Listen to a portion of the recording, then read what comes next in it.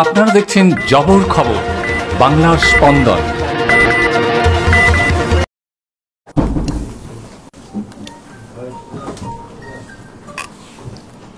আপনারা জানেন যে গত 4 অক্টোবর বারুইপুর পুলিশ জেলার জয়নগর থানা এলাকায় 10 বছরের এক নাবালিকার মর্মান্তিক মৃত্যুর ঘটনা ঘটে।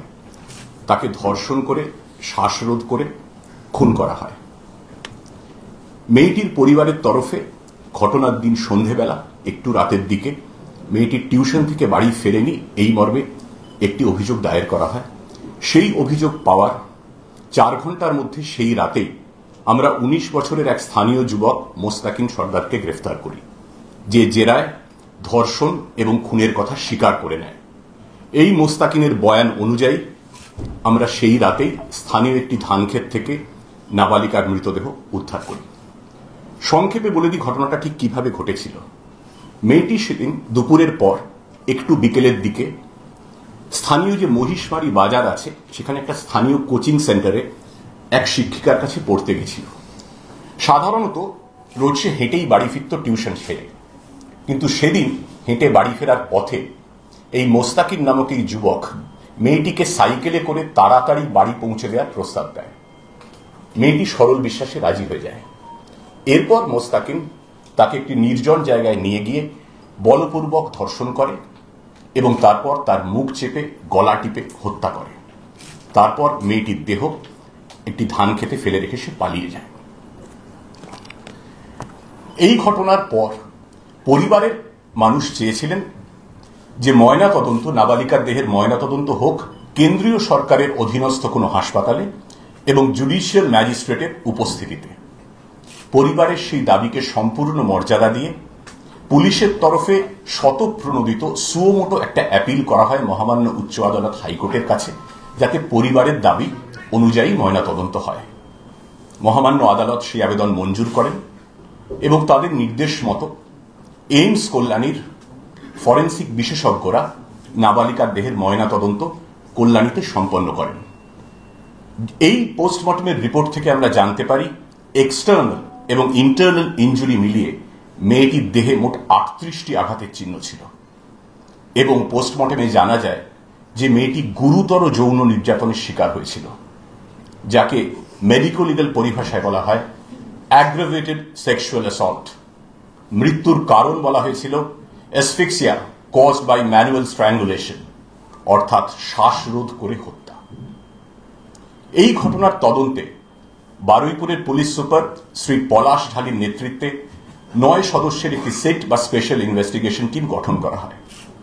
এই তদন্তের শুরু থেকে আমাদের একটাই লক্ষ্য ছিল যে যত দ্রুত সম্ভব যাবতীয় তথ্য প্রমাণ একত্রিত করে সংগ্রহ করে যত দ্রুত সম্ভব, যত তাড়াতাড়ি সম্ভব চার্জশিট কোর্টে পেশ করা এবং বিচারের যে প্রক্রিয়া সেটাও দ্রুত সম্পন্ন করা, যাতে নির্যাতিতা এবং তার পরিবার অন্তত ন্যায় বিচারটুকু খুব তাড়াতাড়ি পায়।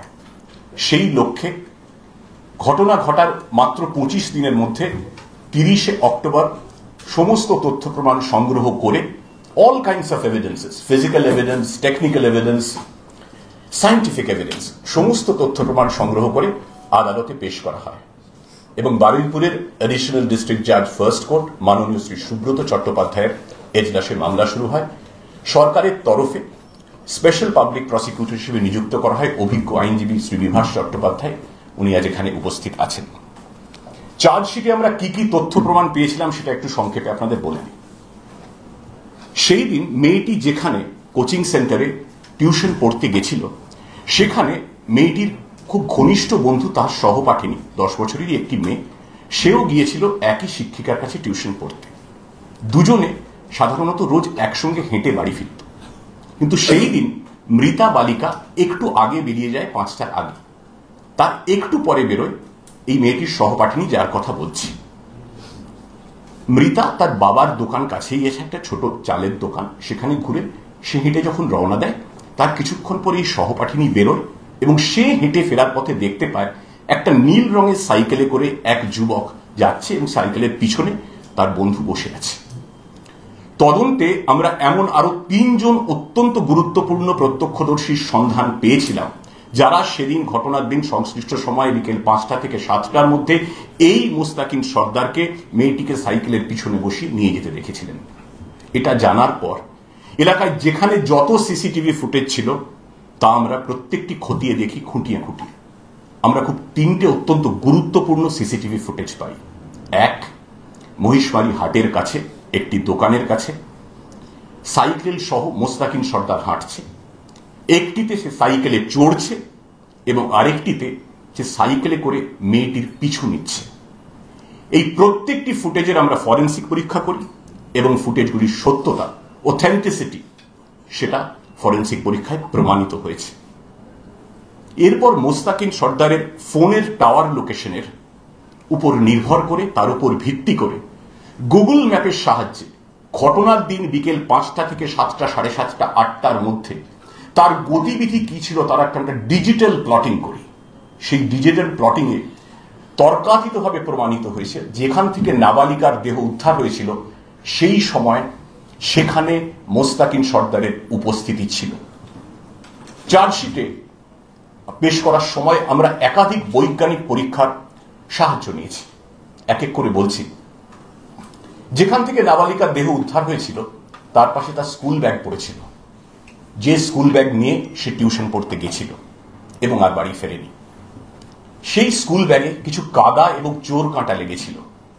আমরা ওই ধান ক্ষেতের অন্যত্র কাদা এবং চোর কাঁটার নমুনা, যাকে আইনি পরিভাষায়, ফরেনসিক পরিভাষায় কন্ট্রোল আর্থ বলে, কাদা এবং চোর কাঁটা সংগ্রহ করেছিলাম এবং ব্যাগে লেগে থাকা কাদা এবং চোর কাঁটা এবং ওই একই জায়গার অন্যত্র থেকে সংগ্রহ করার নমুনা, এ দুটো আমরা ফরেনসিক পরীক্ষায় পাঠিয়েছিলাম। প্রমাণিত হয়েছিল দুটো নমুনাই এক, 2 কাদা এবং চোর কাঁটা একই জায়গা থেকে সংগৃহীত, ব্যাগেরটা এবং ঘটনাস্থলে অন্যত্র নেয়া। মেয়েটির ব্যাগে খাতা বই ছিল, খাতা বই নিয়ে সে পড়তে গেছিল। সেই খাতা বইয়ে মেয়ের হাতের লেখা ছিল মেয়েটির। তার বাড়িতে অন্যান্য খাতা বইয়েও তার হাতের লেখা ছিল। সেই নমুনা আমরা সংগ্রহ করি এবং ব্যাগের মধ্যে থেকে খাতা বই যেটা ছিল তার নমুনার সঙ্গে বাড়ি থেকে সংগ্রহ করা খাতা বইয়ের হাতের লেখা, দুটো হাতের লেখা আমরা মেলাই। দুটোই অবিকল হুবহু মিলে যায় ফরেনসিক পরীক্ষায়। প্রমাণিত হয় ওই স্কুল ব্যাগ ওই নাবালিকারই। যে নীল সাইকেলে করে মোস্তাকিন সর্দার মেয়েটিকে নিয়ে গিয়ে পাশবিক অত্যাচার চালিয়েছিল সেটা আমরা বাজেয়াপ্ত করেছিলাম। ফরেনসিক পরীক্ষায় সেখান থেকে সংগৃহীত হয়েছিল সাইকেলের অংশ থেকে মেয়েদের একটি হেয়ার ব্যান্ড এবং কয়েক গাছি চুল। হেয়ার ব্যান্ডটা যে নাবালিকারই সেটা তার বাবা আদালতে শনাক্ত করেন এবং ওই কয়েক গাছি চুল যে মৃতারই সেটা ডিএনএ পরীক্ষায় এবং জেনেটিক প্রোফাইলিংয়ে নির্ভুল প্রমাণিত হয়েছে। পোস্টমর্টেমের সময় মৃতার ভ্যাজাইনাল স্বাব সংগৃহীত হয়, তার মধ্যে তরল পাওয়া যায়। সেই তরল যে মোস্তাকিন সর্দারের শরীরেরই সেটাও ডিএনএ প্রোফাইলিং এবং জেনেটিক প্রোফাইলিংয়ে নিশ্চিতভাবে প্রমাণিত হয়েছে। আরও একটি গুরুত্বপূর্ণ প্রমাণ ছিল, যে প্রমাণ সচরাচর তদন্তে ব্যবহার করা হয় না, কিন্তু এই মামলাটি এত গুরুত্বপূর্ণ ছিল আমাদের কাছে, আমরা সেই প্রমাণ ব্যবহার করেছি, সেই পরীক্ষাটা করেছি। সেটা হলো গেট প্যাটার্ন অ্যানালিসিস।